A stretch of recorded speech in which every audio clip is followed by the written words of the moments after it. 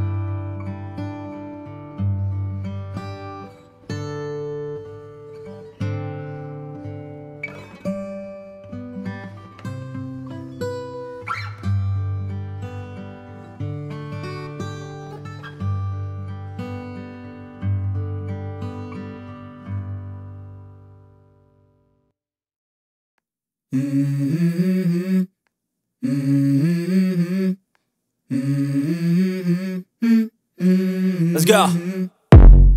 I wake up to a little bit of drool on my pillow, feel like it's gonna be a bad day. Yeah, I'm tired of shit, and the coffee ain't hit yet, damn, ain't that great. I don't wanna go to work, cause my boss is a jerk, and I'm not even that paid. I need a change in my life, cause I don't feel alive, and there's nothing that makes me happy. Hold my beer for a minute, I'm about to quit my job, cash in for a ticket. I'm going on a trip and I don't plan to visit. I'm gonna stay there till I feel like I'm winning, and this is just the beginning. I need a big change, help me feel like living. I need a big swing, home runs I'm hitting, and I'll never look back, moving on till I get it all. And we all got dreams, we all want things, but what you gonna do for it? How you gonna move for it? What you gonna be? And do you believe you can do anything? But what you gonna do for it? How you gonna move for it? What you gonna be?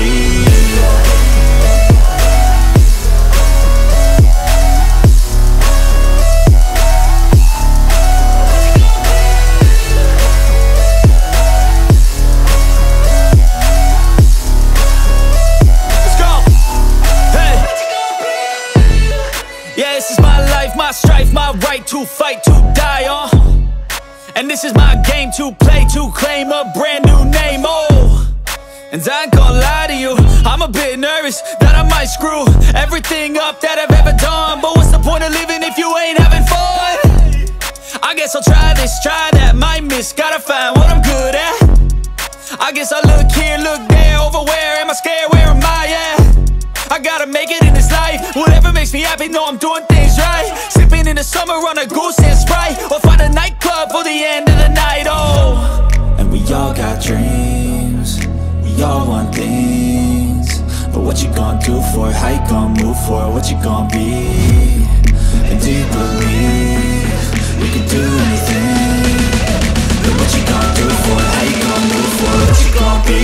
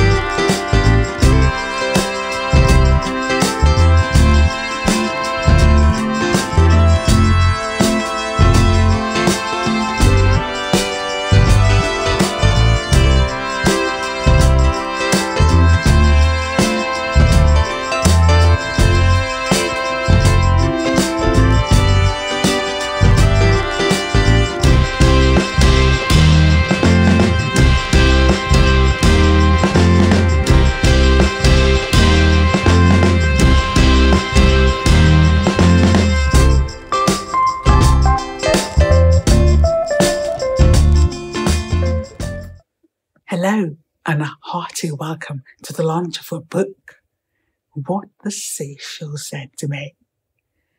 I've been asked a lot of questions about the title because people are sort of trying to figure out what the title actually means. Now, if you ever got hold of a seashell, pressed it close to your ear, you'll probably be able to hear its resonance, the humming noise that it makes in it. And I have interpreted that humming noise to be what poets have got to say. Poets are like seashells. If you listen intently to the resonance, you might decipher a lot of meaning from their words. And I have been able to find some very introspective poets.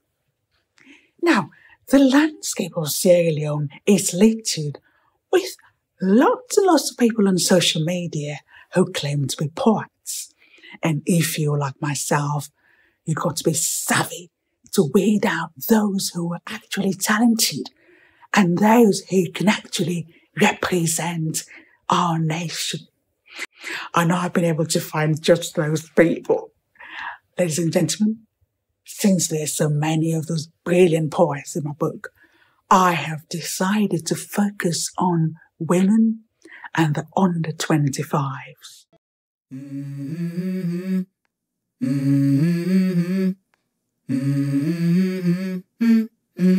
Let's go. I wake up to a little bit of drool on my pillow, feel like it's gonna be a bad day. Yeah, I'm tired of shit, and the coffee ain't hit yet, damn, ain't that great. I don't wanna go to work, cause my boss is a jerk, and I'm not even that paid. I need a change in my life, cause I don't feel alive, and there's nothing that makes me happy. Hold my beer for a minute, I'm about to quit my job, cash in for a ticket. I'm going on a trip and I don't plan to visit. I'm gonna stay there till I feel like I'm winning, and this is just the beginning. I need a big change, help me feel like living. I need a big swing, home runs I'm hitting, and I'll never look back, moving on till I get it all. And we all got dreams, we all want things. But what you gonna do for it? How you gonna move for it? What you gonna be? And do you believe you can do anything? But what you gonna do for it? How you gonna move for it? What you gonna be?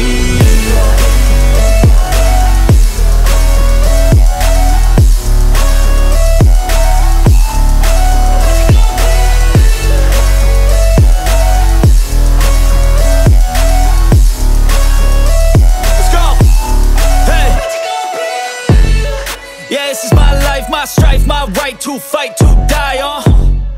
And this is my game to play, to claim a brand new name, oh. And I ain't gonna lie to you, I'm a bit nervous that I might screw everything up that I've ever done. But what's the point of living if you ain't having fun? I guess I'll try this, try that, might miss, gotta find what I'm good at. I guess I look here, look there, over where am I scared, where am I at? I gotta make it in this life. Whatever makes me happy, know I'm doing things right. Sipping in the summer on a goose and Sprite, or find a nightclub for the end of the night, oh. And we all got dreams, we all want things. But what you gonna do for it? How you gonna move for it? What you gonna be? And do you believe you can do anything? But what you gonna do for it? How you gonna move for it? What you gonna be?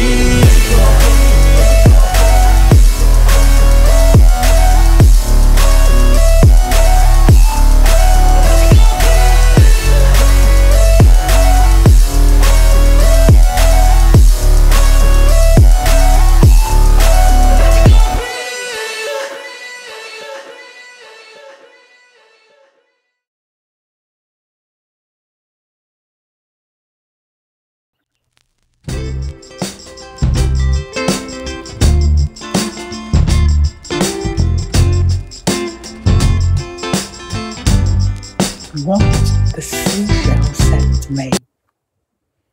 As far back as age 8 was when I would crawl under a chair, press a seashell close to my ear, eagerly listening to its resonance, unperturbed by the business around me. My mom's endless chores, my sister's chattering, roadside noise from diesel engines were faded out as I became entranced by mollusk magic, interpreting the rushing sound as seashell speech, secrets from the shell's past life. It sneaked covertly into my home when frivolously snatched up by my younger self from its cozy home, the shores of Lumley Beach, during a seaside trip. I would recreate scenarios when it might be telling off the chicky sand for filling up its hollow core, how it might be berating the ferocious sea for splashing it with water, cursing at strolling beachgoers who trod on it nonchalantly, showering the unpredictable tide with abuse as it came in and dislodged it, ranting when the cold December breeze of Hamilton meant it had to burrow deeper. The humming noise might be it crying out as it dodged bigger sea creatures. I have forever been a seashell, an introverted poet, harboring society's indecipherable noises in a cavity of creativity and reprocessing them as what might be perceived as insightful sounds heard by rare seashell lovers who listen intently.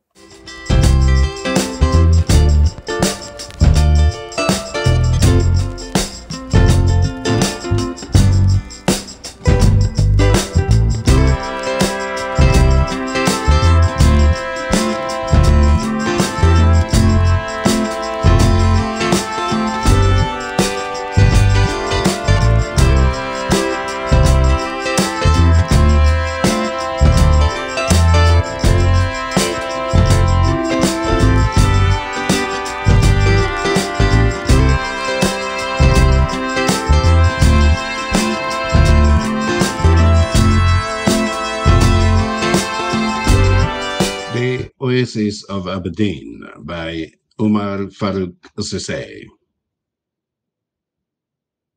And she sat on the sidewalk she called a patio of an X-marked shanty home, a cigarette dangling from her lips. Nude like her life, she waits for eviction from either from her makeshift shelter or from life, whichever came first. And she had ceased to care long ago when her life started to burn like cigarette. The smoke lingers and fades away, just like the ashes of her life. Now she perished on the sidewalk where she walked her catwalk amidst a cacophony of catcalls. This bell was once the oasis of Aberdeen. Men came from the toil of casting nets and rowing ships to drink from our oasis. Our body was an assembly of nations. Korean, North and South, Chinese and Tibetans, Israelis and Palestinians all came to quench their thirst.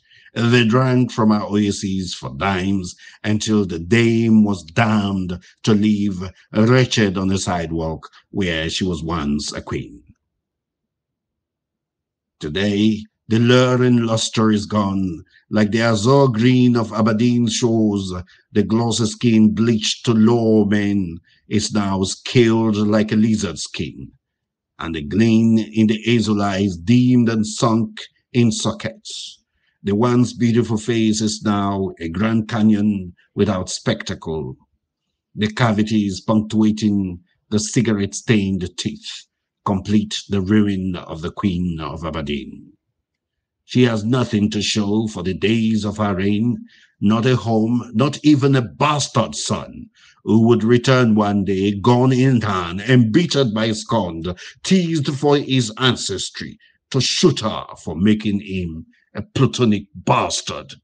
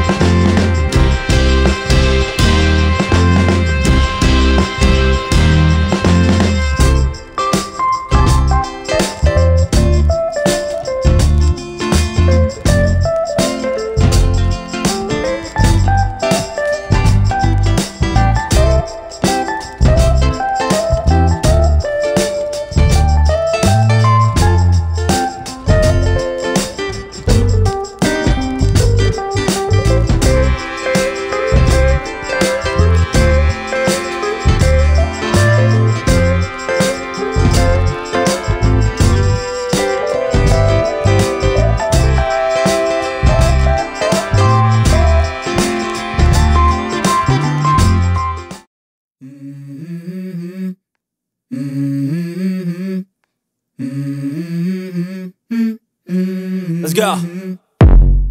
I wake up to a little bit of drool on my pillow, feel like it's gonna be a bad day.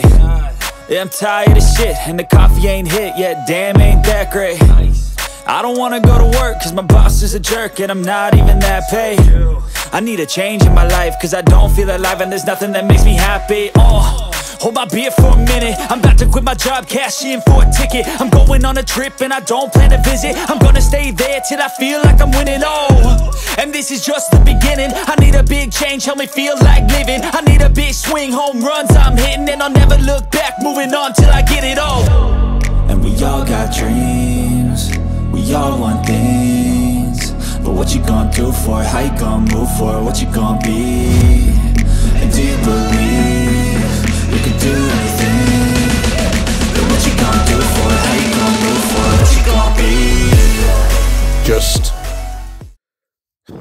Let Me Cry for Banabo by Omar Farouk Cisse. Hurt, lodged deep in the soul, held me back from writing Banabom's tribute. Mind-maiming anguish stopped me from scribbling a poet's untimely eulogy. Grief-laden, heartfelt eulogy was a euphemism for the final nail of Banabom's coffin. I lashed onto the hope that he might conjure metaphors to return to this ephemeral show of souls with his infectious laughter. I thumbed through the pages of my country's literature, touching the pulse of each line of poetry ever written for the texture, terrain, and tenacity that Banabom brought to the art. Then I monitored the vital signs of my country's orature and marveled at how Banabom plowed it to enrich our literature. I wish he could evade death and return to us, to exhume metaphors from the terracotta of the Kangara Hills and wash them in the Rokera River, to write one more poem for a nation pawned to inertia. I wish he could come back to read one more stanza with his booming voice to a land deafened by greed. I wish he could return to teach one more class to his students and mentor just one more poet. I wish he were here for just one more day to share one more drink with us and pour poetry of farewell to our native land like Tom Cowrie. I wish he could return to give us one more laughter to fill our emptiness. But he's gone to rendezvous with Cesar Vallejo, another Andean poet he loved so much. Gone to meet Christopher Okibo, David Job, Rabia Revello, and other poets who left us too soon. Indeed, he is gone carrying the pain of the poems he would have written in his final hours, had asphyxia not incarcerated his voice and reduced his eloquence to grunts and groans like a poet trading words for sounds. Someday, when this heart of mine heals and these torrents of tears stop the erosion of my soul, I shall write a tribute to a poet worthy of being called a poet. But for now, just let me cry for a nation's loss. Just let me appreciate the poetry in his final breath. Just let me stare at the gaping abyss left in poetry's heart. Just let me imagine a world of poetry without the Banabom phenomenon. Just let me be the mark of sorrow hurrying through my marrow. Just let me cry for Banabom to heal the festering sores of a nation's soul.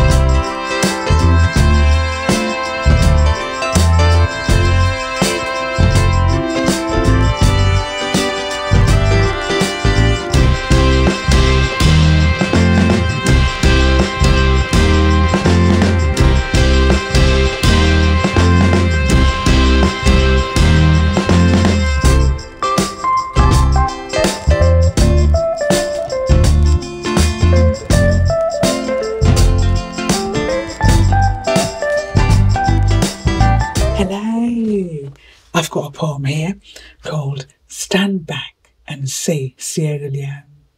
And if you were to purchase the book or download it from Amazon, this is one of the poems in it. This is one of the poems in What the Seashell Said to Me. Stand back and see Sierra Leone.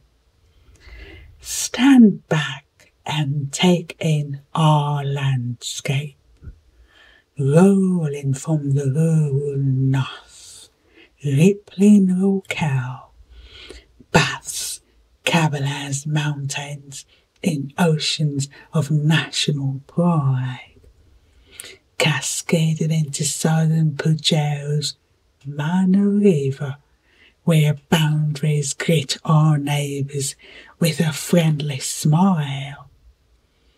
In the east, the inquisitive Moor River outstretches tributaries into rambling seas of rich diversity in Koide, Kailahu, Pendembo. Westerly wisdom encapsulates Freetown, where Godrich whispers to Banana Island's salacious secrets of how Sierra Leone has stood the test of time from slavery to independence. Our centerpiece is the Sewer River, stirring the current of patriotism, referencing the history of the defiant Madam Yoko, our women embodied. Stand back and hear our people. Tamely tongue twisters conceal wisdom of unspoken words, passed down by generations unmasked in stunning ornamental masks. Mended dishes brewed in a concoction of mouth-watering potions, served with a slice of spice. Our sense of humour tickles visitors in the beating of our limber drums of farmers, hunters. Indigenous Sierra Leone, the fabric of an unconquered nation. Shipped off as slaves, indomitable, reimagined as Creoles, our lawyers, doctors, writers, a haberdashery of traditions in maroon churches, Oku mosques, black loyalists. Fuller, intertwined in our commerce, bought and missold, but elegance and beauty glows in our skin, dignified. Stand back and see diversity. Madingal clans knotted in kinship of strong familial ties, in the intricate patterns of defining features statuesque. Canoe is our emblem of wealth, tattooed into our black diamonds, the mold of togetherness, cohesion, the gems of unity after the Civil War. Loco, Kissy, Vi, Crew, smaller but fierce and thriving in intermarriages. Families blended in tribes of rich ancestral descent from Malian kingdoms. Kuranko, Sisi, Yalanka, fingers and holes in a calabash, preserving the mixture of flavours intact in the fragile vessel of ethnic diversity. Woven into a straw baskets, an eclectic fusion, vibrant, resourceful people. Intriguing tales of perils overcome, concealed by regal figures clad in roncas, garas, cabas slots. Stand back and revere Sierra Leone.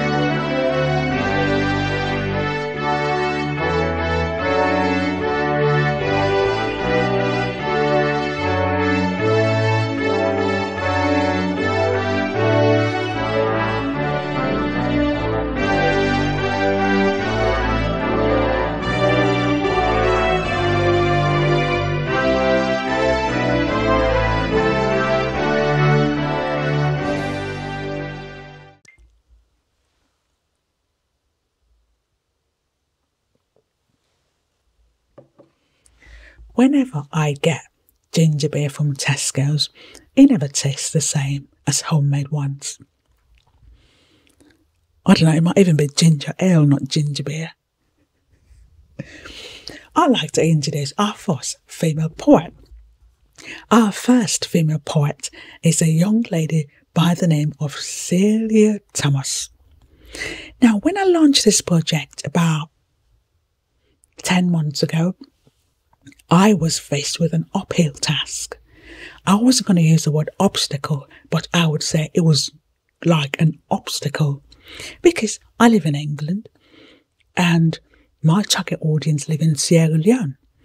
And I wanted this project to celebrate the way our women write, particularly young females. You might ask me why. Because I remember when I was in Sierra Leone, when I started writing at the age of 18 or 19, there were almost no outlets. And I've told a story earlier on here of how my dad went to a newspaper editor, and the very first time a poem of mine appeared in the newspaper, it was on a Sunday. And then in 1995, I was lucky that Lies in the Lion's Mane was published, and I was one of the youngest poets in that book. Our young poets now in Sierra Leone have so many challenges when it comes to writing that you'll be surprised they're even writing. I wanted to look for females who might be able to relate to myself and who might have similar experiences like I encountered when I lived in Freetown.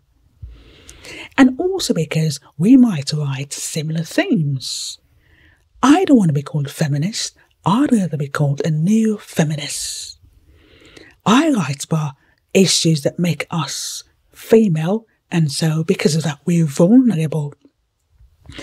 It's very hard to find Sierra Leonean women that write about our vulnerability.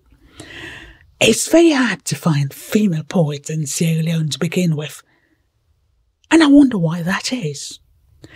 I wonder why we haven't got as many female writers that I hear of when I sit here, when I browse the internet, or when I enter competitions. Why don't we hear about them? It's not that they're not talented. There must be something holding them back. And ladies and gentlemen, often our females are held back, due to our lack of avenues, a lack of outlets.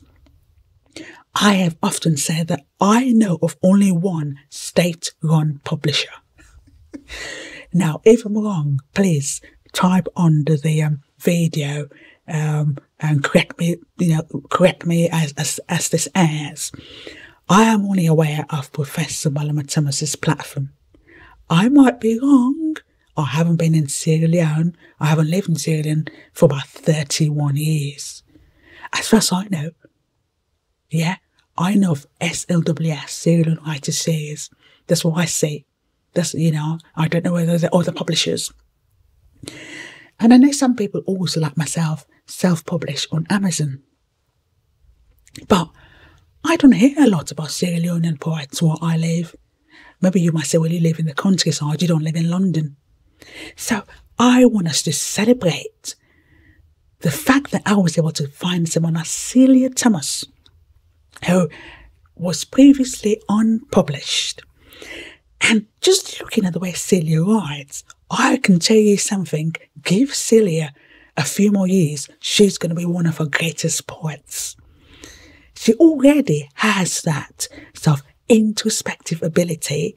She's able to reflect on themes, Sierra Leonean themes, and then write in a way that you find amusing or, compelling. And that's what we want to see.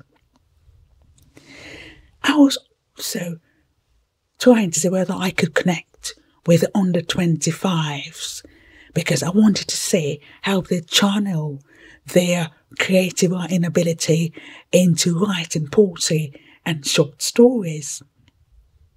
Predominantly on Facebook, I've been contacted by males.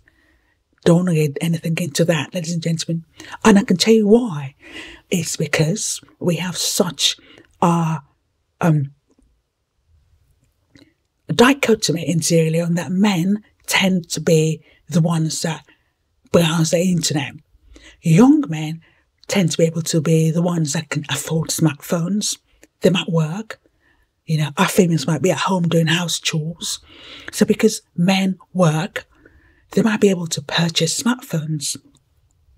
So if you look at the statistics that Facebook gave, Facebook also gives me statistics when I go on adverts. Mainly the social group of internet users in Sierra Leone live in Freetown. They're between the ages of 19 and 25, and they mostly come along on Facebook. They come online to talk about politics, football, and music. And then here comes this boring woman. She's going to talk to you about poetry. She's going to come and use big words. She's not even going to use Creole words. You know, I don't often speak Creole, you know. So therefore, I thought, that's it. How am I going to get my audience interested in what I do? Because at the end of the day, what I do is I celebrate Sierra Leone. We celebrate our literature. And there are lots of young people online on Facebook who have aliases. They have done Facebook pages. And they might not be who I was looking for. I was looking for someone who I felt right from a perspective that has been traditionally Sierra Leonean.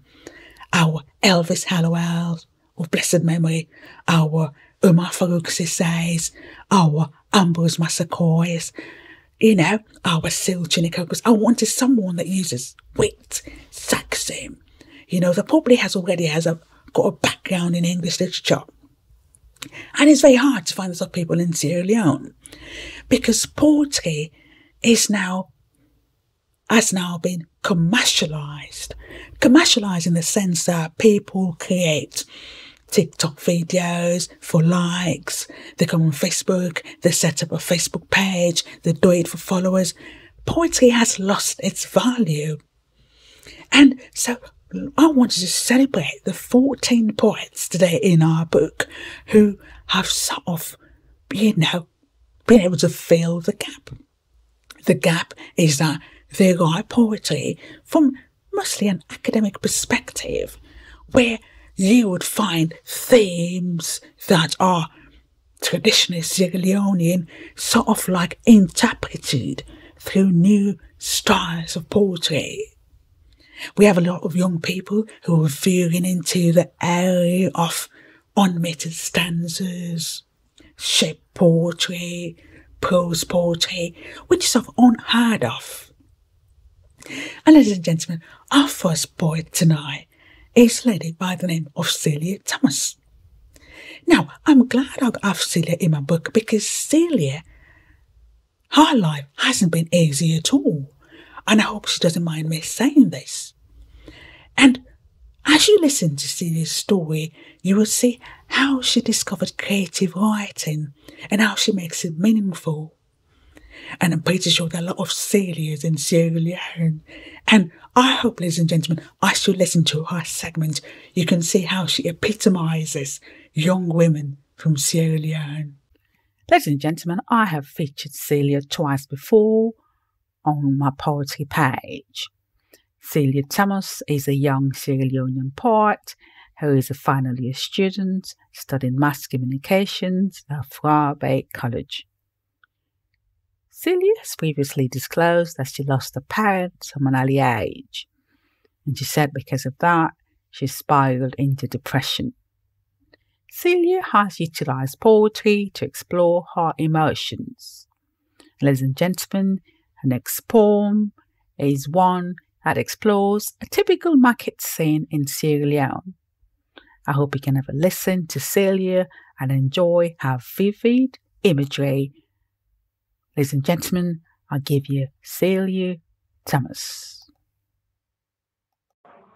Salon Market by Celia Thomas. Saturdays are domestically driven, a non-working day for majority. Women hasten to the market to buy and prepare food for the family. At the entrance of the market, crowded and noisy like the birds at a cotton tree, barely enough room for fresh air. Sellers want the attention of the customer. Battle between megaphones versus voices. Singing and dancing. A drizzling frenzy. The mammy money for comot. Pepper yaba salt. Glasses ogiri fish you don't buy? They shout. Maggie for make you soup tea sweet. Wheelbarrow pushers and load carriers. Racing at customer like wood. Thieves in sheep's clothing with 5 fingers, but only 2 active, with their sweaty and unpleasant body odor. Exhausted and tired, you hurriedly find your way home. Empty your bag and hastily prepare a delicious meal.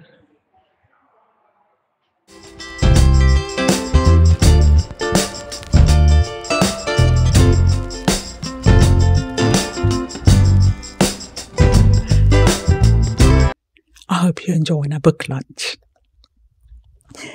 I'd like to introduce tonight's youngest poet. Our youngest poet is a gentleman by the name of Abubakar Mick Sisay. And if you know the definition of the adjective Mick, it aptly describes Abubakar. Abubakar is very humble. He was a page follower of mine for quite a while, but he never had the confidence to post any of his material on the page. Others post frivolously.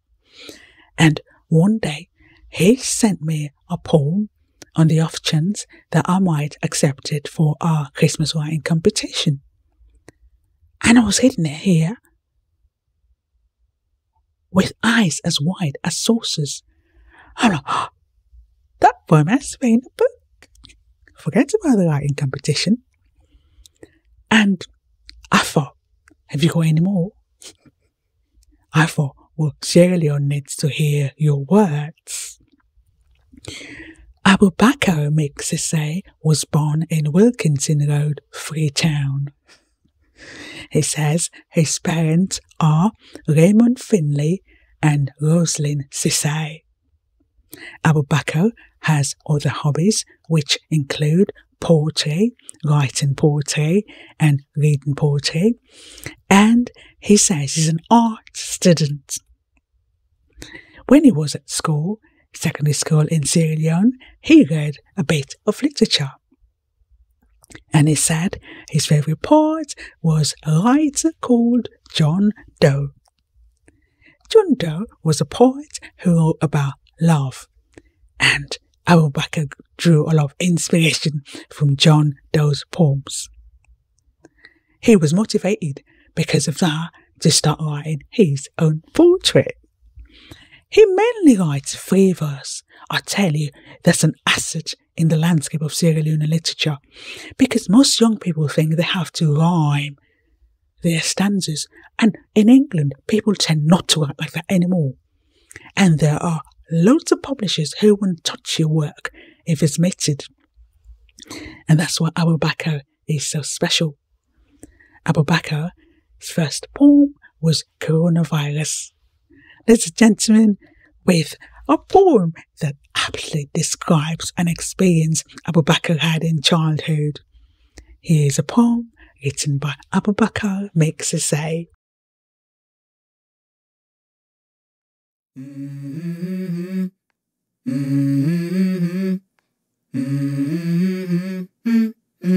Let's go.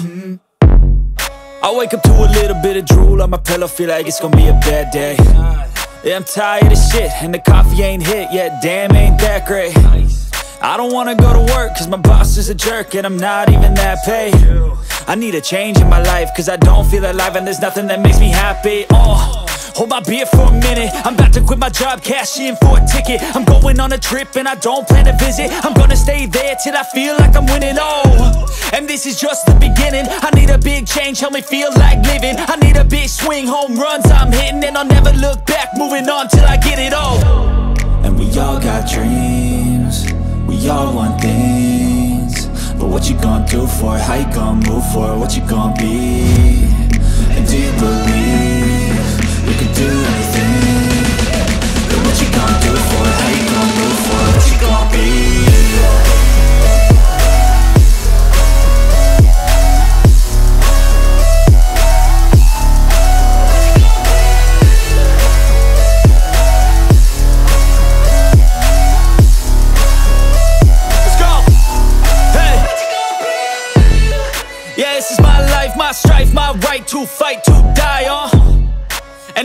game to play to claim a brand new name. Oh, and I ain't gonna lie to you, I'm a bit nervous that I might screw everything up that I've ever done. But what's the point of living if you ain't having fun? I guess I'll try this, try that, might miss, gotta find what I'm good at. I guess I look here, look there, over where am I scared, where am I at? I gotta make it in this life, whatever makes me happy, know I'm doing things right. Sipping in the summer on a goose and Sprite, or find a nightclub for the end of the night, oh. And we all got dreams, we all want things, but what you gonna do for it, how you gonna... Abubakar makes say, child's play. She pounds on me with a broom, pestle, or spoon, and whatever her hand picks, let me hear you cry, Fen. She tells the tear me with a finger placed across her lips. She warns me with slaps, bites, and punches. She batters me hard. So the pleading stranger, she says, never mind, madam. He is not human, just a bloody goat on heels. The tailless me continues to sob in pain, swirling her brutal cane. 1:15 noon, she says, sorry boy, would you like to take this dough? Making a wrapper rub my face to clean my tears and milk her away.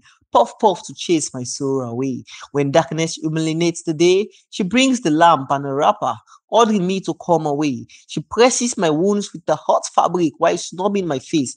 I yell till she met my lips with it again. Let me fake sickness a minute and see her go sick a week.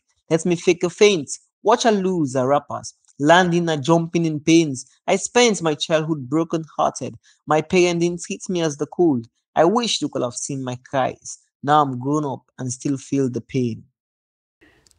I hope you've enjoyed our book lunch tonight. I'm so excited. It seemed almost impossible that we were going to do one anthology. And here we are with book number 2. Ladies and gentlemen, if you are in a country where you can purchase, I shouldn't use the word buy in it, it sounds a bit too common in it. If you're in a country where you can purchase a copy of What the Seashell Said to Me, you might want to do so. We have a hardcover, we have a paperback, and if you would rather download it and save paper, help with the climate, there is an ebook, and you can download it and read it for free if you have the Kindle app. Whichever way you get hold of it, I hope you have an enjoyable time reading our book. Ladies and gentlemen, I want to thank you ever so much for your time this evening. Have a good one.